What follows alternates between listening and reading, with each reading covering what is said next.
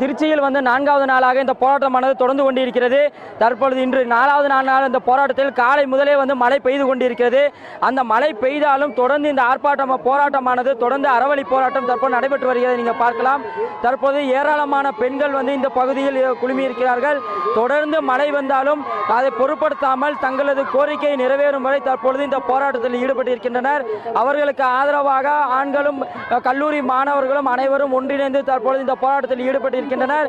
தற்பொழுது மழையானது தற்பொழுது வேகமாக வந்து கொண்டிருக்கிறது. அதை பொருட்படுத்தாமல் தொடர்ந்து தங்களது கோரிக்கைகள் நிறைவேறும் வரை தங்களது போராட்டம் தொடரும் என வலியுறுத்தி தற்பொழுது தொடர்ந்து கண்டன கோஷங்களை எழுப்பி வருகின்றனர். இவர்களுக்கு சோர்வடையாமல் இருப்பதற்காக பல்வேறு நடனங்கள் இங்கே வந்து நாட்டுப்புற நடனங்கள் நடத்தப்படுகிறது. அதே போல சிலம்பாட்டம், கத்தி சண்டை உள்ளிட்ட பல்வேறு கலை நிகழ்ச்சிகளும் நடத்தப்பட்டு தொடர்ந்து இருக்கிறது. இப்போ பார்த்தீங்கன்னா வந்து மிமிக்ரி, அதாவது வந்து பல குரல்களில் வந்து அவர்கள் வந்து இந்த போராட்டத்தில் ஈடுபட்டவர்களை உற்சாகமூர்த்தி வருகின்றனர். மேலும் தற்பொழுது இந்த போராட்டம் குறித்து இந்த போராட்டம் எத்தனை நாளாக தொடர்கிறது, இதில் வந்து இவர்கள் இருக்கக்கூடிய காரணம் என்பது குறித்து கேட்கலாம். ரைட்டு அக்கா, இப்போ வந்து நீங்கள் எத்தனை நாளாக இந்த போராட்டத்தில் ஈடுபட்டிருக்கீங்க, உங்களுடைய கோரிக்கைகள் என்ன? எங்களுடைய கோரிக்கை என்னன்னா, இங்கே வந்திருக்கிறது நான் எனக்காக மட்டும் வரல, என்னுடைய எதிர்கால இந்தியா நல்லா இருக்கணும், என்னுடைய தாய் மண்ணை காப்பாற்றணும், என்னுடைய எதிர்கால மக்கள் நல்லா இருக்கணும், ஆரோக்கியமாக இருக்கணும், அதுக்காக தான் நாங்கள் இங்கே வந்திருக்கோம். பாப்பா, நீங்க சொல்லுங்க. இப்ப தமிழக அரசு வந்து அவசர சட்டம் பிறப்பிச்சிருக்காங்க. இதை வந்து நிரந்தர தீர்வு நாளைக்கு காலையில் ஜல்லிக்கட்டு நடக்கும்னு சொல்லியிருக்காங்க. அப்படி இருந்து உங்க போராட்டம் இன்னும் தொடருமா? எங்களுக்கு நிரந்தர சட்டம் வந்து தடையின்றி நடக்கணும் சார். நிரந்தர சட்டம் வந்து எங்களுக்கு கண்டிப்பா வேணும்.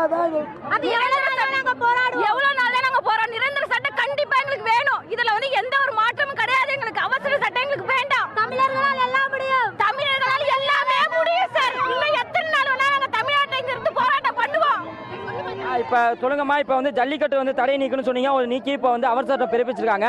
அடுத்ததா வேற என்னென்ன கோரிக்கைகள் இருக்கும் சார்? முக்கியமா சட்டம் கொண்டாடணும் சார். இப்ப சட்டம் கொண்டாடுற மாதிரி தெரியல சார். பாதி % தான் சட்டம் இருக்கு சார். முழு சட்டம் கொண்டாடணும் சார். எப்படியாவது கொண்டாடுங்க சார். ஜல்லிக்கட்டு வேண்டும் சார். எங்களுக்கு முக்கியமா கொண்டாடணும் சார். அவ்வளவுதான் சார். அதாவது தற்போது பார்த்திருக்கலாம் லலிதா, அதாவது தொடர்ந்து தற்போது மழை பெய்து கொண்டிருந்தாலும் இவர்களது கோரிக்கையை வலியுறுத்தி தான் தற்போது தொடர்ந்து இந்த போராட்டமான நடைபெற்றுக் கொண்டிருக்கிறது. எங்களுக்கு அவசர சட்டம் தேவையில்லை, நிரந்தர சட்டம் வேண்டும், அதே போல பீட்டா அமைப்பை தடை செய்ய வேண்டும் என்ற கோரிக்கையை தான் வலுத்து வருகிறது. இந்த போராட்டமானது எத்தனை நாட்கள் ஆனாலும் சூறாவளி வந்தால் கூட தொடர்ந்து நாங்கள் இந்த போராட்டம் நடத்துவோம் என்ற ஒரு உறுதியோடு இங்கே தற்பொழுது இந்த போராட்டத்தில் ஈடுபட்டிருக்கின்றனர் லலிதா.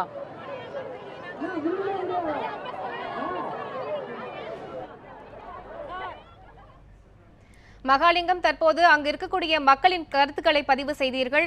தற்போது இந்த மக்களுக்கு மாவட்ட நிர்வாகம் சார்பாக ஏதேனும் பேச்சுவார்த்தை நடைபெற்றிருக்கிறதா? தற்போது நாளை ஜல்லிக்கட்டு நடைபெறும் என்று தமிழக அரசால் அறிவிக்கப்பட்டிருக்கிறது. இந்நிலையில் அங்கு ஏதேனும் பேச்சுவார்த்தை நடைபெற்றதா? அதாவது இன்று வந்து நாளைக்கு பின் வந்து ஜல்லிக்கட்டு மீதான தடையை நீக்கி அவசர சட்டம் பிறப்பிக்கப்பட்டது. அந்த நிலையில் தற்பொழுது தொடர்ந்து வந்து இங்கே வந்து போராட்டத்தை கைவிட வேண்டும் என பல்வேறு தரப்பினர் வந்து பேச்சுவார்த்தை நடத்தினால், ஆனால் இருப்பினும் எங்களுக்கு வந்து நிரந்தர சட்டம் தான் தேவை, அவசர சட்டம் தேவையில்லை என்ற ஒரு உறுதியோடு சொல்லியிருக்கின்றனர். இது மட்டும் இல்லாமல் இங்கே வந்து கோட்டாட்சியர்கள் மற்றும் மாவட்ட தரப்பிலிருந்து ஏராளமானோர் தொடர்ந்து பேச்சுவார்த்தை நடத்தினர். ஆனாலும் இருந்தாலும் இந்த போராட்டக்காரர்கள் இந்த போராட்டத்தை கைவிட முடியாது என்ற ஒரு திட்டவட்டமாக தெரிவித்திருக்கின்றனர் லலிதா.